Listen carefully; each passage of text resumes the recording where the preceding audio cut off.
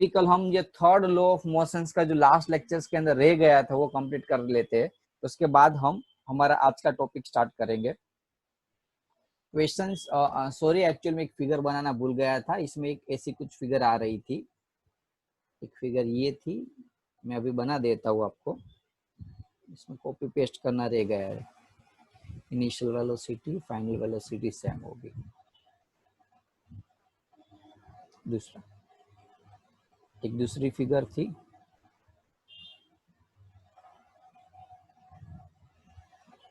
Thirty degree initial velocity final velocity.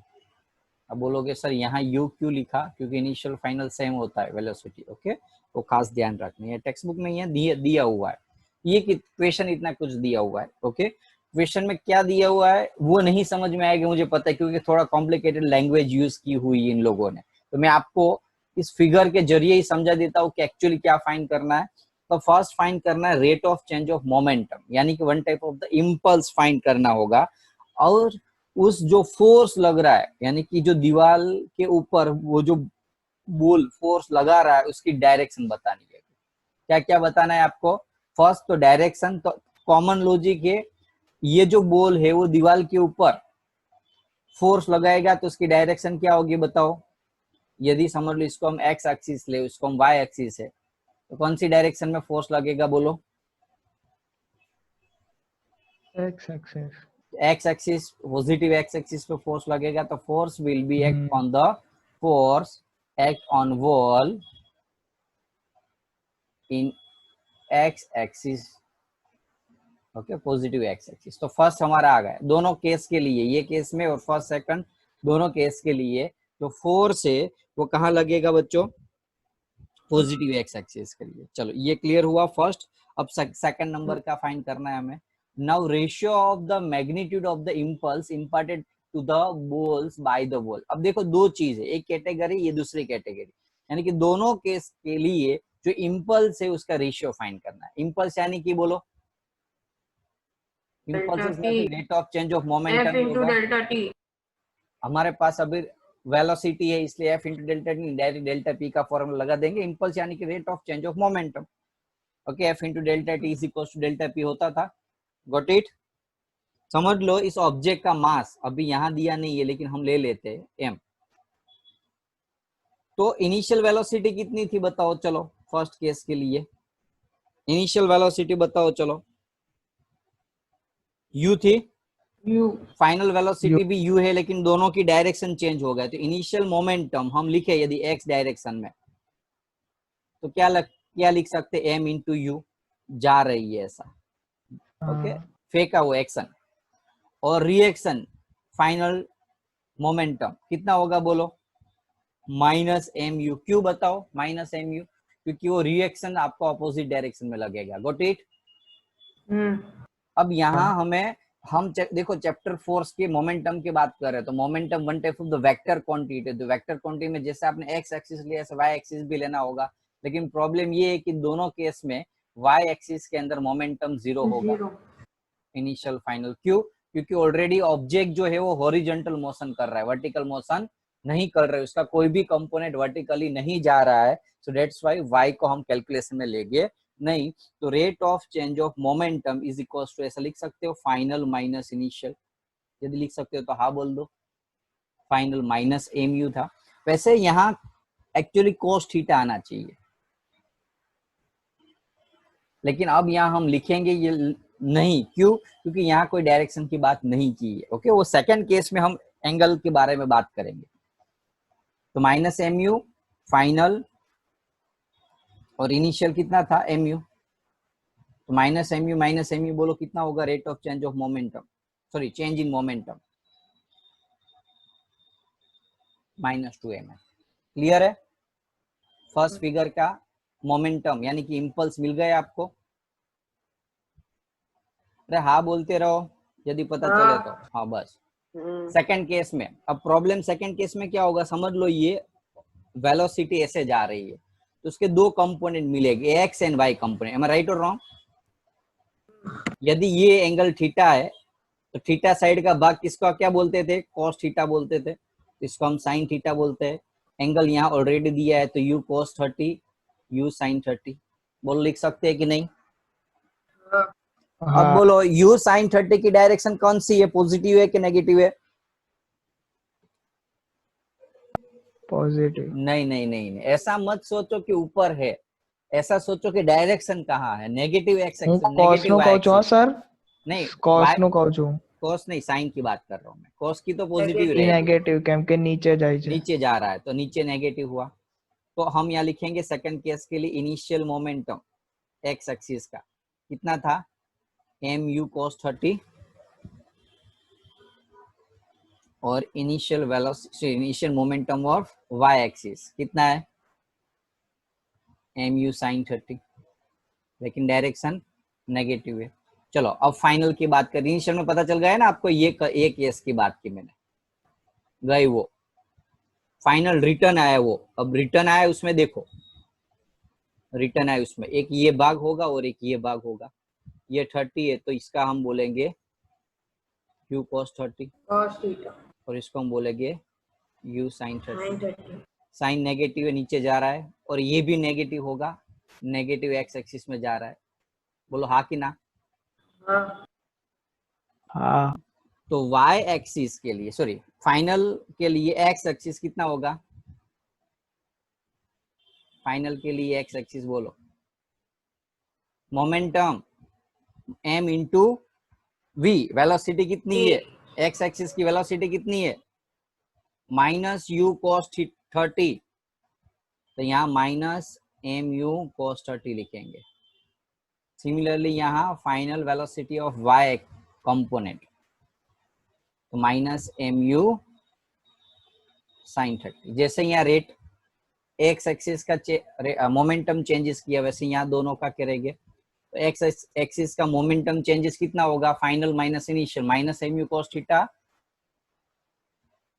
Final minus initial, direct लिख सकता हूँ minus m u cos theta minus m u cos theta, तो 2 minus m u cos theta, यदि पता चला तो आप बोल दो, तो हम दिखा दो सारे स्टूडेंट यदि क्लियर हो तो। ओके कोई भी स्टेप में एक ही स्टेप में कोई भी पता नहीं चला तो बिंदास पूछ लो, क्योंकि आप फ्री में नहीं पढ़ रहे हो मेरे साथ, समझ लो मैं पैसे ले रहा हूँ आपके पास से, इसका मीनिंग आपको एक भी पॉइंट में से कोई डाउट हो तो पूछ लेना है आपको। चलो ऐसे y एक्सिस का करे तो प्रॉब्लम क्या होगा, y एक्सिस का इसमें से ये माइनस करूं मैं, माइनस एम यू साइन 30 था, उसमें से minus of minus m u sine 30 क्या होगा बोलो, यदि दिख रहा है तो थोड़ा जीरो। जीरो हो जाएगा, ऑपोजिट साइन हो जाएगा, तो मैं यहाँ भी डायरेक्टली जीरो लिख देता हूँ, क्योंकि सेम साइन है ना, सेम साइन का सब्सट्रैक्शन, सेम वैल्यू का सब्सट्रैक्शन क्या होगा, -2 में से -2 निकालो जीरो हो जाएगा, -2 में से -2 निकालो क्या होगा जीरो, तो similarly minus m u cos sine 30 में से माइनस एम यू साइन 30, तो माइनस माइनस लास्ट स्टेप में प्लस हो जाएगा और कट हो जाएगा। तो आपको ये मिल गया सेकंड केस का चेंज इन मोमेंटम, और ये हुआ आपका फर्स्ट केस का चेंज इन मोमेंटम। हमें क्या लेना था बोलो,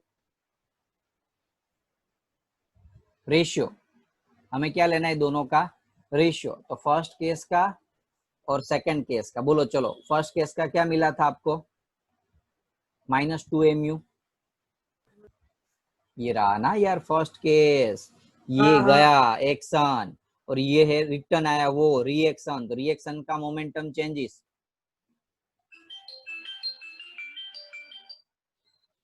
क्या होगा, -2mu, बोलो cos 30, 2mu cut, minus minus cut, ऊपर बचा 1 नीचे बचा cos 30, cos 30 की वैल्यू बोलो, sin 60 की वैल्यू होती है वो cos 30 की हो गई, √3/2, ऊपर चला जाएगा तो 2/√3 हमारा आंसर, बोलो क्लियर, हाँ पक्का, सारे स्टूडेंट्स को क्लियर है, कंसेप्ट अच्छा था, ध्यान रखना। यस एक सर। मिनट एक मिनट हाँ।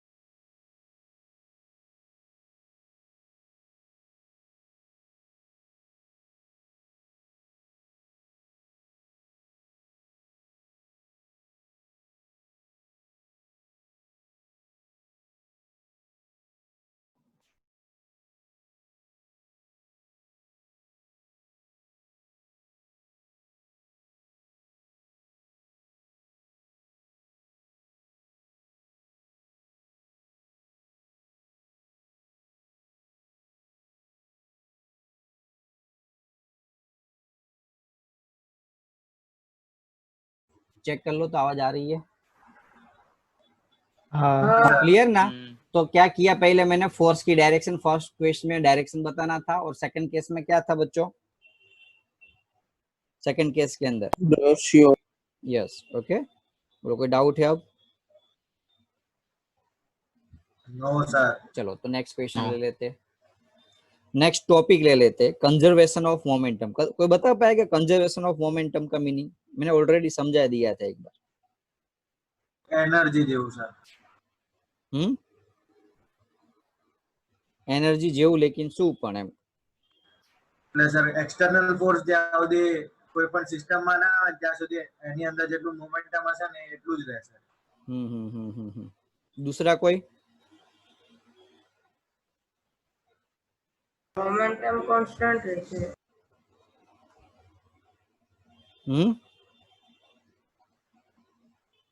मोमेंटम कांस्टेंट रहते ना। मोमेंटम कांस्टेंट रहશે। दूसरा कोई? अभी मुझे एक वर्ड चाहिए जो नहीं मिल रहा है।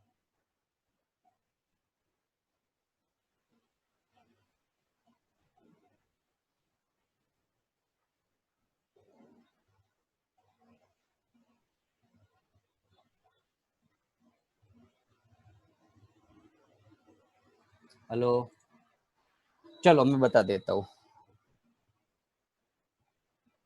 कंजर्वेशन ऑफ मोमेंटम यानी कि पहले जैसे आपको पता होगा कि कंजर्वेशन ऑफ एनर्जी था। एनर्जी कंजर्वेशन यानी कि दुनिया के अंदर एनर्जी है वो कांस्टेंट रहती है, उसका चेंज होगा, एक दूसरे में कन्वर्ट होगा, लेकिन क्रिएट नहीं हो सकता।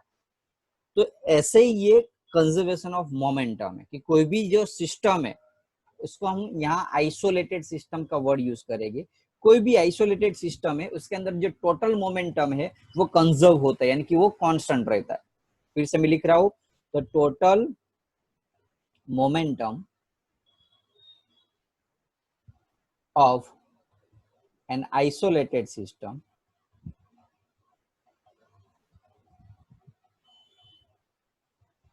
Remains constant. कैसे, वो मैं अभी समझा रहा हूं आपको। पहले ये कॉन्सेप्ट समझ में आ गया आपका? लाइक एग्जाम्पल फॉर, मैंने वन टाइप ऑफ द ऐसा बोल सकते हैं कि न्यूटन का जो सेकंड लॉ है और थर्ड लॉ है उसको यदि कंबाइन करें और जो लॉ मिला उसको हम कंजर्वेशन ऑफ मोमेंटम बोलते हैं। न्यूटन का सेकंड लॉ और थर्ड लॉ का मिक्स कर दे और जो नया लॉ मिलता है उसको हम कंजर्वेशन ऑफ मोमेंटम बोलते हैं। कैसे? भाई मैं जितना उस दीवार के ऊपर फोर्स लगा रहा हूं उतना ही फोर्स दीवार मेरे ऊपर लगा रही है, तो टोटल मोमेंटम क्या हुआ? कांस्टेंट हुआ। थर्ड लॉ, जितना फोर्स इधर इतना फोर्स इधर, नेट फोर्स जीरो। समझ में आ रहा है कि नहीं? Similarly net momentum zero. तो कोई भी सिस्टम जो होती है, अब मैं आपको प्रैक्टिकल समझा रहा हूं, समझ लो कि भाई दो बॉल है जिसका मास m1 एंड m2 है, इसकी वेलोसिटी, ये दोनों मूव हो रहे थे, u1 की वेलोसिटी यहाँ ज्यादा है, इतना याद रखो। क्यों? क्योंकि मैं बात में समझा दो क्यों ऐसा लिया मैंने। अब दोनों टकराएंगे, अब पता चला क्यों मैंने u1 ज्यादा लिया, अदरवाइज क्या होगा? हाँ, कोलिजन होगा ही नहीं ना। तो आफ्टर कोलिजन ये दोनों की कुछ स्पीड चेंज होगी। मैं थोड़ा इधर लिख रहा हूँ थोड़ी जगह के हिसाब से। ये दोनों का यहाँ कोलिजन हुआ और अब नई स्पीड मिल गई दोनों को। सिचुएशन को इमेजिनेशन करो, एक बॉल आगे जा रहा है, एक बॉल पीछे जा रहा है, आपने जोर से पीछे से बॉल फेंका तो फर्स्ट बॉल और सेकंड बॉल का मोमेंटम चेंज हो जाएगा, स्पीड चेंज हो जाएगी। तो फाइनली उसकी स्पीड v1 एंड v2 एक नया टॉपिक नहीं है आपके लिए, ऑलरेडी ये कॉन्सेप्ट आ गया 9th स्टैंडर्ड में। दोनों की वेलोसिटी चेंज होगी, u1 और u2 की जगह v1 एंड v2 हुई। अब यहाँ क्या हुआ? कुछ हुआ तो इस साइड ही हुआ ना, यहाँ बिफोर कोलिजन और ये आफ्टर कोलिजन की ये बात कर रहा हूं मैं। तो कुछ चेंज हुआ यहाँ ही कुछ कोलिजन के अंदर हुआ है। तो क्या हुआ कोलिजन के अंदर? बताओ, कोई बता पाएगा? स्पीड चेंज थे, स्पीड तो चेंज हुई, लेकिन स्पीड क्यों चेंज हुई? क्योंकि फर्स्ट ने जितना Moment of force transfer, sir. Second के ऊपर लगाया उतना ही फोर्स सेकंड ने फर्स्ट के ऊपर लगाया, तो नेट फोर्स कुछ चेंज हो जाएगा। समझ में आ रहा है? हेलो, हाँ जब कोलिजन होगा तो फर्स्ट ने सेकंड के ऊपर जितना फोर्स लगाएगा उतना ही फोर्स सेकंड फर्स्ट के ऊपर लगाएगा, लेकिन डायरेक्शन ऑपोजिट रहेगी।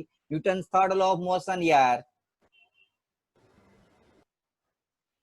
अब फोर्स जो लगाएगा उसका फॉर्मूला कितना होगा, मैं डिराइव कर रहा हूँ, ये ऐसा क्यों हो रहा है वो डेरिवेशन में प्रूफ आपको दे रहा हूँ, समझ लो। ये एग्जांपल लेके फोर्स का फॉर्मूला क्या था, बता सकता है कोई? Delta second P law, upon delta second law of momentum, delta P upon delta T. Second मैं હું લેક્ચર માં છું, હમણાં કરું હો 10 મિનિટમાં।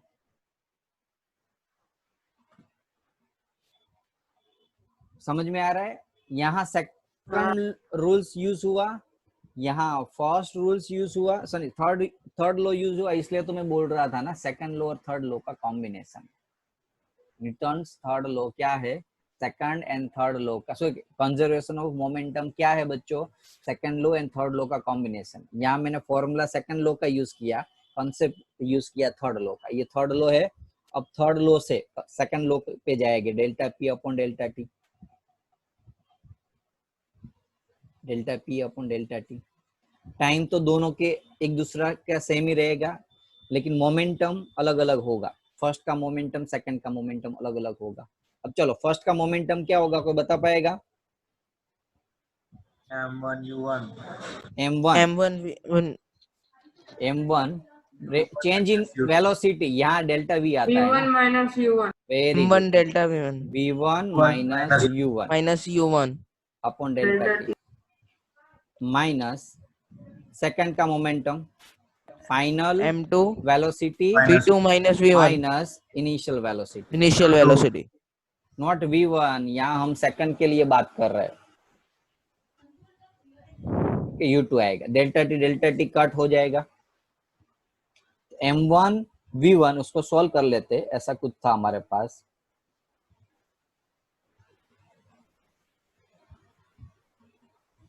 m1 v1 m1 u1 m2 v2 minus minus plus m2 u2 m1 v1, इस साइड आ जाएगा तो प्लस होगा,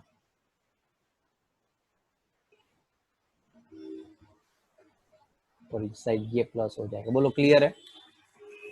हाँ सर।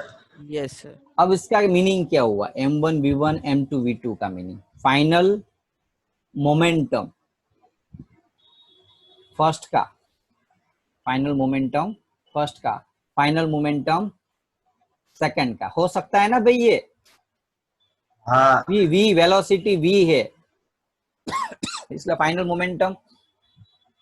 फिर भी एक बार मैं कॉन्सेप्ट करा देता हूँ, 1 मिनट हो, समझ लो। ये m1 v1, तो ये मोमेंटम क्या होगा? इनिशियल मोमेंटम फर्स्ट का m1 u1, यहाँ इनिशियल मोमेंटम क्या होगा? 2 का m2 q2। अब यहाँ फाइनल मोमेंटम क्या होगा उसका? यहाँ हम ये डेल्टा नहीं यूज कर सकते, सॉरी। फाइनल मोमेंटम बोलो, फर्स्ट का final momentum m1 v1, second का फाइनल मोमेंटम m2 v2। अब बोलो क्लियर है?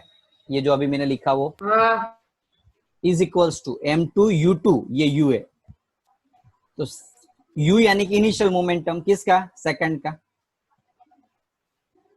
u1 यानी कि फर्स्ट का इनिशियल मोमेंटम। तो हुआ कि इसको यदि लैंग्वेज में लिखे हम तो ऐसा लिख सकता हूँ, फाइनल मोमेंटम और इनिशियल मोमेंट, जितना मोमेंटम पहले था बिफोर कोलिजन, टोटल मोमेंटम जो बिफोर था इज इक्वल्स टू पे क्या मिला आपको? आफ्टर। इसका meaning total momentum before collision और आफ्टर कोलिजन सेम होगा। इसका बेसिकली मीनिंग ये मैं ऐसा बता सकता हूँ, इस दोनों समझ लो, ये था 100 और ये था 50, आफ्टर कोलिजन समझ लो ये 75 और ये 75 हुआ, तो फाइनली तो सेम ही हुआ ना, 150 150। बोलो समझ में आ रहा है? Yes, sir. तो बिफोर हाँ, कोलिजन आफ्टर कोलिजन मोमेंटम क्या हुआ? सेम हुआ। This is called the momentum conservation. इसको हम क्या बोलते हैं? Momentum momentum conservation. कंजर्वेशन। कोई डाउट है? ना। पक्का मोमेंटम कंजर्वेशन में? No sir. फिर से रिपीट कर रहा हूँ, ये कॉन्सेप्ट देखो लर्न करना, रट्टा मारने वाला नहीं है। माइंड में थोड़ा लॉजिकली याद रखो, कॉन्सेप्चुअली याद रखो, आप खुद कर पाओगे। 3-4 बार लिखने की प्रैक्टिस करने की भी जरूरत नहीं पड़ेगी। ऐसा कुछ भी नहीं है जिसमें नहीं समझ में आएगा आपको। पहला क्या याद रखना है? सिचुएशन, कि भाई दोनों M1 U1 M2 U2 collision हुआ, बाद में M1 V1 M2 V2, ये पहले का दोनों का मोमेंटम है, बाद में वेलोसिटी चेंज हुई तो मोमेंटम चेंज हो जाएगा। अब कॉन्सेप्ट यूज करेंगे न्यूटन्स का थर्ड लॉ। क्या था? जितना फोर्स सेकंड फर्स्ट के ऊपर लगाए उतना ही फोर्स सेकंड के ऊपर फोर्स लगाएगा। Delta P1 upon delta T second law use किया यहाँ। डेल्टा P यानी कि मोमेंटम का change is mass into change in velocity. TT cut, bracket open में एक साइड फाइनल VV वाले और एक साइड UU वाले। बाद में इसका नाम दे दिया कि final velocity, final momentum first का, फाइनल मोमेंटम सेकंड का, इनिशियल मोमेंटम फर्स्ट का। सॉरी यहाँ F फुल से लिख दिया हो, यहाँ आएगा इनिशियल मोमेंटम सेकंड का, इनिशियल मोमेंटम फर्स्ट का। तो फाइनली जो मोमेंटम हुआ वही इनिशियली मोमेंटम था।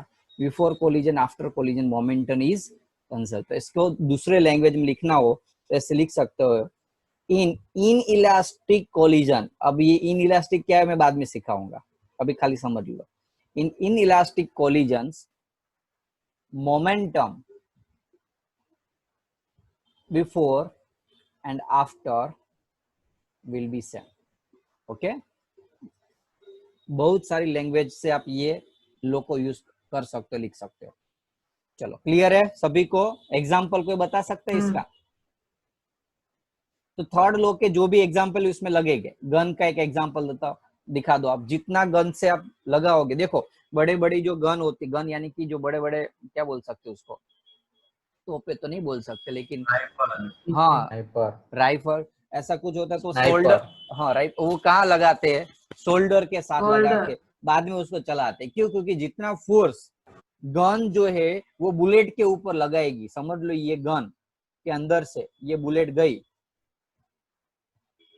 जितना गन उस बुलेट के ऊपर लगाएगी फोर्स, उतना ही फोर्स उस बुलेट को, बुलेट किसके ऊपर लगाएगा? गन के ऊपर लगाएगा। समझ में आ रहा है? तो ये समझा दो कॉन्सेप्ट। सेकंड कॉन्सेप्ट यदि लिखना हो तो बम्पिंग कार था ना सर? हाँ वो भी बता सकते हो, बम्पिंग कार भी बता सकते हो आप। बॉम्ब, देखो एक ये सारे तो एग्जांपल आप लिख सकते हो। चलो ये एक इंटरेस्टिंग चीज है, बहुत इंटरेस्टिंग चीज है। एटॉमिक बॉम्ब पड़ा हुआ है, एटॉमिक बॉम्ब यहाँ पड़ा हुआ, फटेगा। ओके, ऐसा कुछ फटा समझो, ये अलग अलग डायरेक्शन में।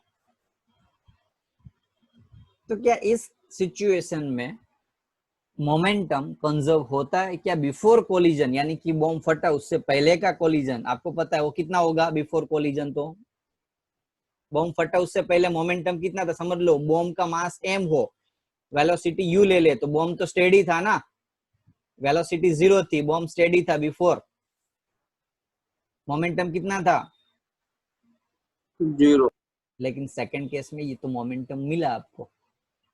सेकंड केस में समझ लो ये u1 वेलोसिटी है, u2 वेलोसिटी, ये u3 वेलोसिटी, u4 वेलोसिटी। ये कहां से आया मोमेंटम? बता सकता है कोई? क्या इस केस में मोमेंटम कंजर्व हुआ कि नहीं हुआ? हाँ सर। बोलो क्यों और कैसे? डायरेक्शन, वेलोसिटी डायरेक्शन ऑपोजिट है ना, 0 થઈ જાય ને ભાઈ। Very good. क्या होगा? जैसे बॉम्ब फटेगा उसके जो टुकड़े हो अलग अलग डायरेक्शन में जाएंगे। भले उसकी वेलोसिटी है लेकिन आपको पता है कि वेलोसिटी वेक्टर क्वांटिटी है, और वेक्टर क्वांटिटी में अलग अलग डायरेक्शन। समझ लो ये 5 है तो ये -5 है, ये 3 है तो ये -3 है। जब डायरेक्शन की हम बात करेंगे, ये आई कैप है तो ये जे कैप है, तो इसी हिसाब से नेट वेलोसिटी उसकी हो जाएगी 0। समझ में आ रहा है? सो फाइनली आफ्टर यानी कि ये जो फटेगा, क्रैक होगा, उसके बाद भी उसका मोमेंटम सेम ही रहेगा। बोलो क्लियर है? ये एग्जांपल भी लिख सकते हो, ब्लास्ट ऑफ बॉम्ब।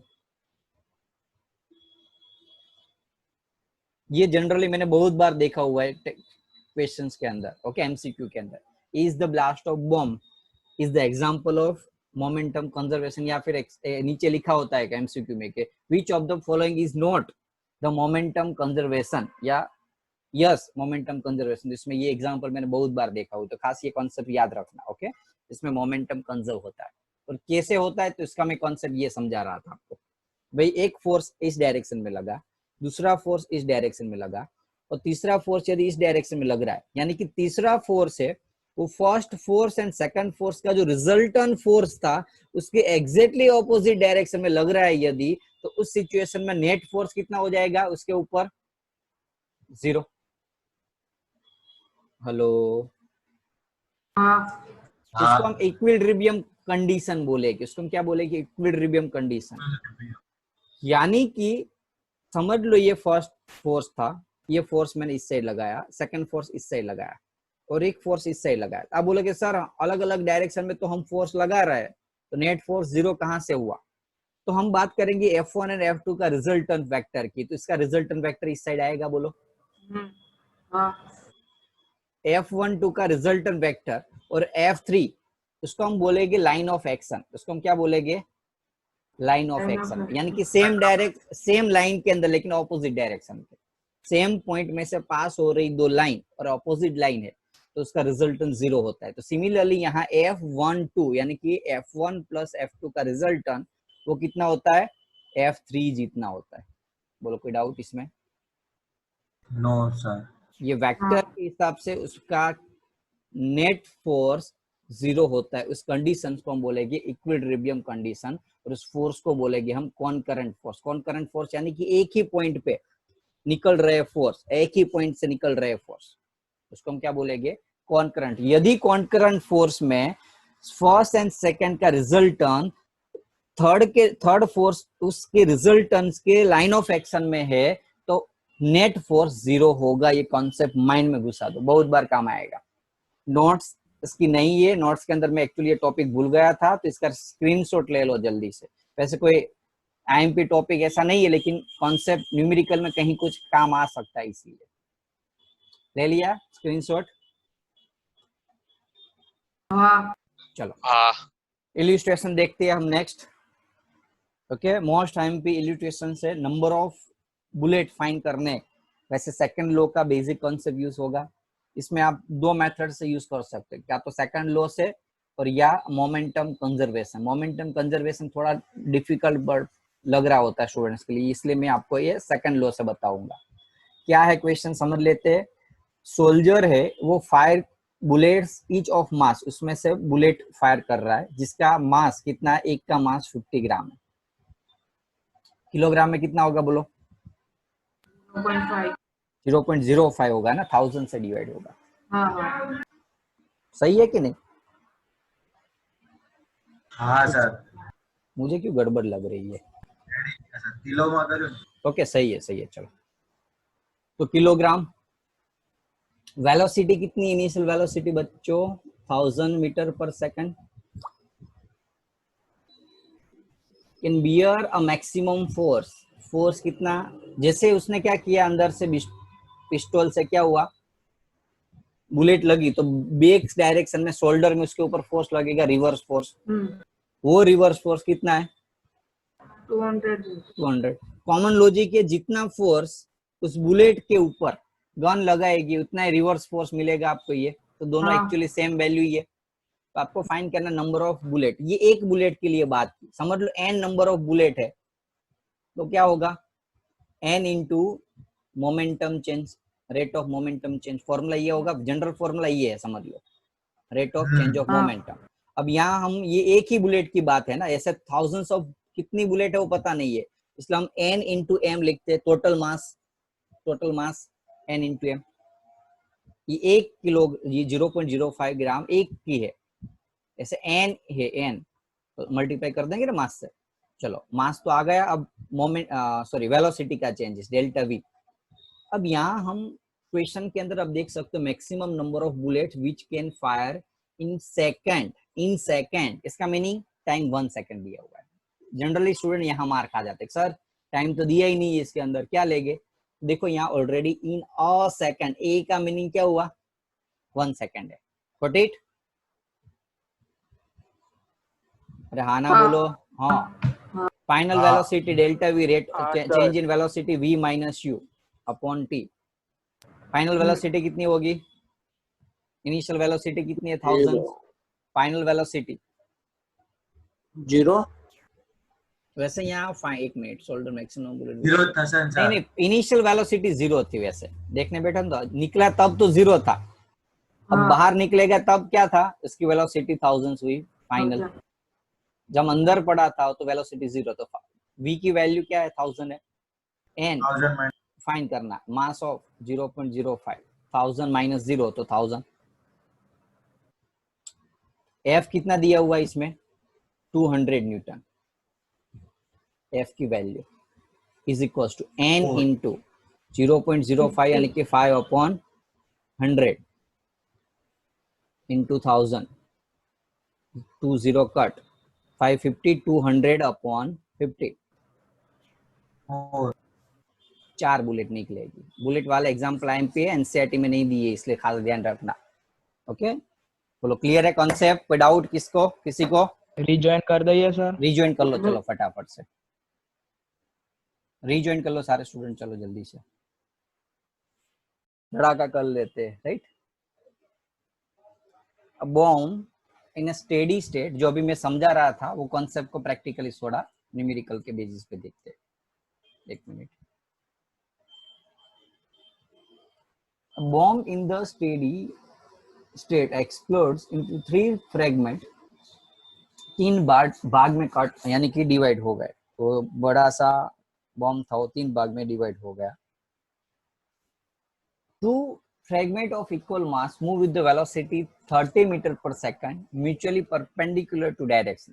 चलो 2 का तो बता दिया है मैं, भाई दोनों जो है वो 30-30 यानी कि इसकी भी स्पीड 30 है, इसकी भी स्पीड 30 है, दोनों म्यूचुअली परपेंडिकुलर डायरेक्शन में भाग रहे हैं। अब प्रॉब्लम क्या है कि यहाँ कौन से डायरेक्शन में नहीं दिया है, इसलिए हम अपने हिसाब से अपनी लैंग्वेज में x direction and y direction ले सकते हैं। क्यों पता है? परपेंडिकुलर होता है एक्स एंड वाई, देख लेना। X axis y axis perpendicular होता है, दोनों परपेंडिकुलर भागे तो हमने एक को एक्स एक्सिस और दूसरे को वाई एक्सिस ले लिया। बोलो क्लियर है? हाँ सर। हाँ। इनिशियल वेलोसिटी तो 0, तो अभी यहाँ फाइनल वेलोसिटी लिखेंगे v। ओके, अब थर्ड, दोनों का मास सेम है, वो भी लिखा हुआ। देखो यहाँ क्या लिखा है? 2 fragment of equal mass, 2 fragment of equal मास यानी कि जो 2 परपेंडिकुलर गए ये दोनों, उसका मास सेम है, तो समझ लो दोनों का मास हम m ले लेते हैं। बोलो क्लियर है? दोनों का मास m लिया, दोनों की वेलोसिटी 30-30, लेकिन दोनों की वेलोसिटी सेम नहीं है। बताओ क्यों? अलग अलग डायरेक्शन है, खास ध्यान रखना। Direction. Now mass of the third fragment is equal to the, यहाँ क्वेश्चन में रीड करो, mass of the third fragment is equal to the 3 times. खास कॉन्सेप्ट को समझने का ट्राई करो। क्या किया हुआ है यहाँ कि mass of the third fragment is equal to 3 times the mass of the each of these 2 fragment. इसका मीनिंग क्या है पता है?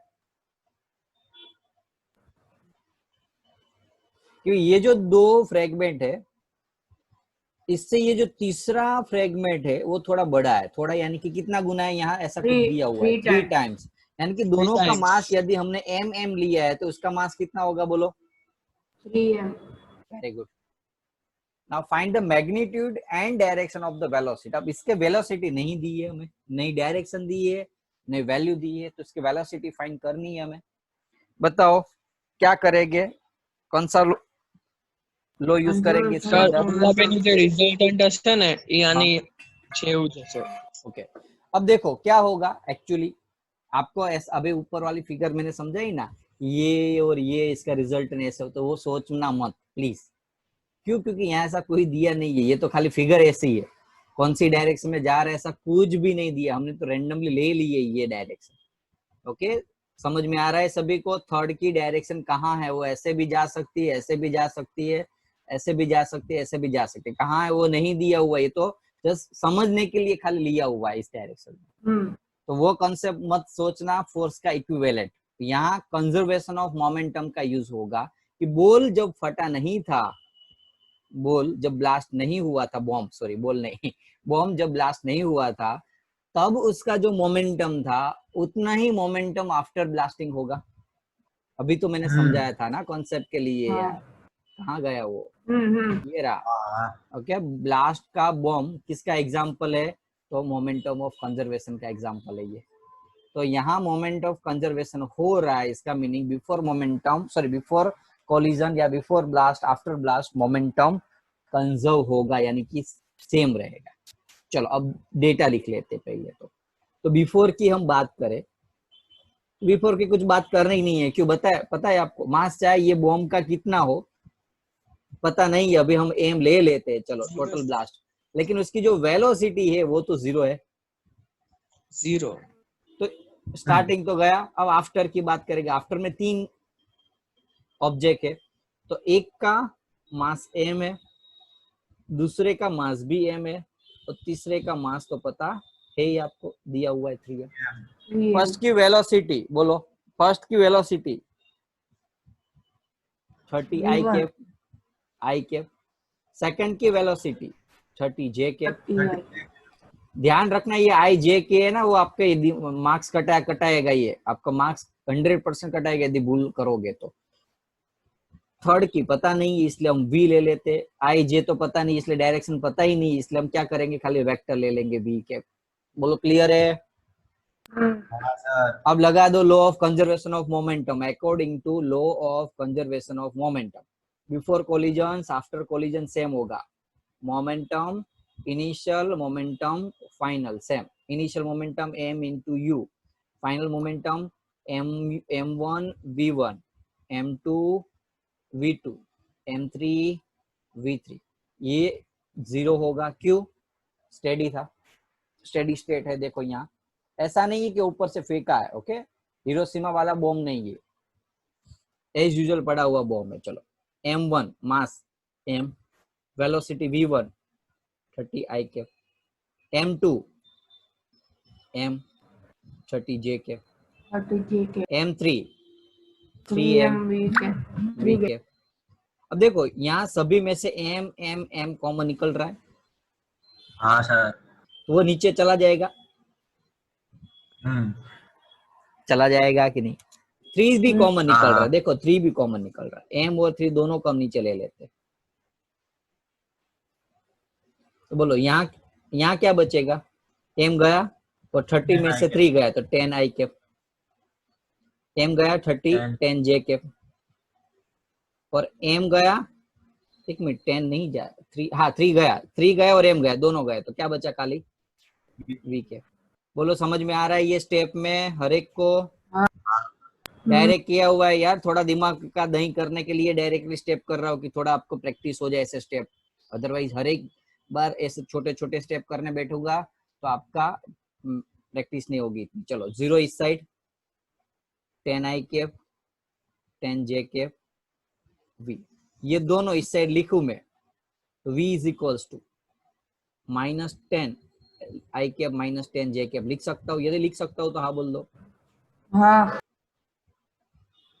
दोनों वैल्यू इस साइड ले ली मैंने तो माइनस हो जाएगी ना, तो v इज इक्वल्स टू, यानी कि आपको मिल गया आपका आंसर, क्या, वेलोसिटी। अब वेलोसिटी में क्या फाइंड करना है, यानी कि थर्ड की वेलोसिटी में, ये जो थर्ड है ना ऑब्जेक्ट, उसकी वेलोसिटी, उसमें मुझे मैग्नीट्यूड फाइंड करना है और डायरेक्शन फाइंड करना है। चलो मैग्नीट्यूड कैसे निकालूंगा बताओ, चलो under root square. Very good, under root का दोनों का स्क्वायर, -10 का स्क्वायर -10 का स्क्वायर, स्क्वायर है इसलिए माइनस कुछ इफेक्ट करेगा नहीं। 100 प्लस 100 200 यानी कि 10√2, हम राइट और रॉन्ग, मैग्नीट्यूड मिल गया आपको 10√2, खाली मैग्नीट्यूड है इसलिए आई जे कैप की जरूरत नहीं है।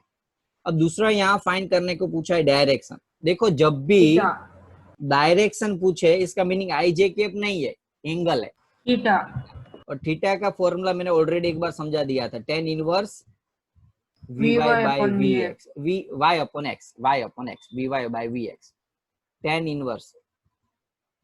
बोलो कितना है, ना पता चलो तो ऐसे भी यूज कर सकते हो, tan theta is equal to vy upon vx. vy बोलो या vy vx. vy यानी कि y डायरेक्शन में वेलोसिटी कितनी है बच्चों? 30. x vx यानी कि x डायरेक्शन में वेलोसिटी कितनी है? 30. 30 30 कट तो 1. tan थीटा की One. कौन सी वैल्यू 1 आती है बोलो?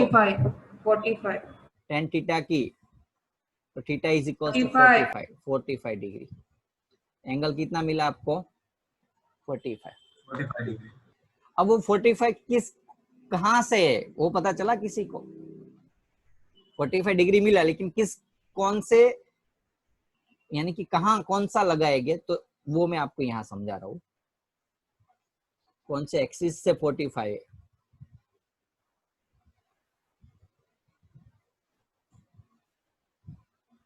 चलो, वैल्यू आई थी -10 i cap -10 j cap. Am I right और रॉन्ग? हाँ. -10 i कैप -10 j कैप यानी कि दोनों नेगेटिव. Third quadrant. हाँ. Third quadrant. हम्म. थीटा 45 यहाँ, यानी कि दोनों 45 आएंगे. अब पता चला 45 डिग्री कहाँ किसके साथ? तो negative x axis and negative y axis के साथ. इससे एक मार्क्स कट हो सकता है आपका, शायद हो, यदि टीचर इतना चेक करे डिटेल में तो. बोलो कॉन्सेप्ट क्लियर है? अच्छा क्वेश्चन था. कॉन्सेप्ट क्लियर सभी का? पता चला? हाँ. पक्का ना? આપણ સર हाँ बोलो. સામે તો z એક્સિસ પર નથી, એવું ક્યાં કીધું Z. z एक्सिस છે? આ ડાયાગ્રામ માં ડ્રો કરેલું છે. મેં તમને પેલા ખ્યાલ હોય તો તમને એ જ વસ્તુ બતાવી કે આ તો મેં ખાલી ડ્રો કરવા માટે એનું બતાવી કે z एक्सिस છે એવું જરૂરી નથી. આમાં ડાયાગ્રામ ની અંદર એ લોકોએ z લીધેલી છે, ધ્યાન રાખો. ખ્યાલ આવ્યો? x y z એમ. બાકી ખરેખર આ z एक्सिस મેં તમને ક્વેશ્ચન ની અંદર જ ખ્યાલ હોય તો ખબર તમને કીધું હતું કે x and y ફિક્સ છે. જે થર્ડ ડાયરેક્શન છે ને થર્ડ ઓબ્જેક્ટ ની એ ફિક્સ નથી. અહીંયા પણ હોઈ શકે, અહીંયા પણ હોઈ શકે, અહીંયા પણ. તો ટેમ્પરરી એ લોકોએ શું કર્યું હતું? લીધેલી છે. આ રોંગ કહેવાય एक्चुअली ફિગર. અહીંયા z एक्सिस ના આવે. ખ્યાલ આવે? મેં તમને કદાચ સમજાયું હતું કે ભાઈ આ કઈ ડાયરેક્શનમાં છે આપણને હજી ખબર જ નથી. તો આન્સર મળશે પછી ખબર પડે કે ભાઈ આપણને વેલોસિટી મળી પછી ખબર પડી i અને j સાથે ની ડાયરેક્શનમાં છે. પછી ખબર પડી કે ભાઈ એ z एक्सिस કે ક્યાં છે ખબર નહીં, પણ આ ડાયરેક્શનમાં છે x અને y एक्सिस. ક્લિયર ડીજેસ? हाँ. હા સર. ઓકે, એટલે આ તો એ લોકોએ જો ભૂલ કરેલી છે, z ના લખી શકાય. ખબર વગર કઈ રીતે તમે લખી શકો z एक्सिस છે? એટલા માટે મેં તમને કદાચ કીધું જ તું ને કે ભાઈ આ કઈ ડાયરેક્શનમાં છે ખબર નથી આપણને અત્યારે. એ તો ફાઇનલી અત્યારે ખબર પડી આપણને કે ભાઈ એ નેગેટિવ અને નેગેટિવ y एक्सिस સાથે 45 ડિગ્રી બનાવે છે. બોલો ક્લિયર? डाउट? चलो एक लास्ट क्वेश्चन ले लेते हैं. नोट्स के अंदर नहीं. सर हाँ बोलो. પાછું એકવાર રિપીટ કરો ને. कौन सा ડાયરેક્શન વાળું હતું ને, થીટા એંગલ બનાવ્યો વાળો. કયો પણ એમ?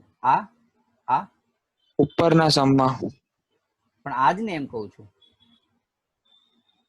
એક મિનિટ મને એક્ઝેક્ટ બતાય શું કહેવા માંગે છે તું.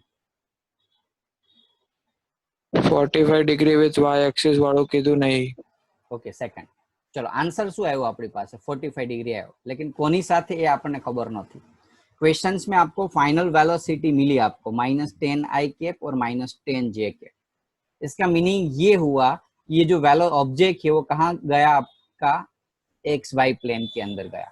ऑब्जेक्ट जो है वो कहाँ गया? एक्स और वाई प्लेन में. क्लियर? अब वो कितना एंगल बनाएगा? तो आपको दिया हुआ है 10 इनवर्स, यानी कि थीटा आपको डायरेक्टली मिल गया, लिखने की जरूरत नहीं है. एक मिनट. थीटा आपको मिला 45. अब 45 किसके साथ हो? एक्स एक्सिस के साथ. तो नेगेटिव एक्स एक्सिस है ये, उसके साथ 45. अब क्या होगा? एंगल 45, इसलिए यहाँ भी 45 होगा. तो साथ में हम लिख सकते हैं 45 विथ नेगेटिव एक्स एक्सिस और 45 with negative y axis. Y axis है नेगेटिव, उसके साथ का एंगल 45. क्लियर? अब हर्ष? સર એમાં ઓલી પોઝિટિવ y એક્સિસ પણ ના કન્સિડર કરી શક્યા? ના લઈ શકીએ ને, અહીંયા જ આપણને મળ્યો. આ જ હતું. આમાં શું છે -10 કેપ છે. -10 કેપ का मीनिंग क्या हुआ? Negative x axis. इसमें क्या है -j cap. Negative Clear? Y x. अब पता चला. यहाँ यदि ऐसा होता ना हाँ। कि भाई ये ऐसा होता, कुछ समझ लो यार, इरेजर क्यों नहीं चालते, एक मिनट हो. यदि यहाँ समझ लो +j होता तो -x एक्सिस और +j यानी कि ऐसे होता, लेकिन यहाँ क्या था माइनस था, इसलिए दोनों माइनस यानी कि थर्ड क्वाड्रेंट. Concept clear? हाँ स्क्रीन આવે છે જોવો તો તમારામાં. અડધું છે ને અમુક વસ્તુ છે ગાયબ થઈ જાય છે। એવું છે? આ નેક્સ્ટ સ્લાઇડ ઉપર બી ઓલું રહ્યું એક ગ્રાફ મિનિટ હો. તમારો એક અને મિનિટ. -10 i એક કેપ મિનિટ ફરીથી -j સ્ક્રીન શેર કરી દઉં છું.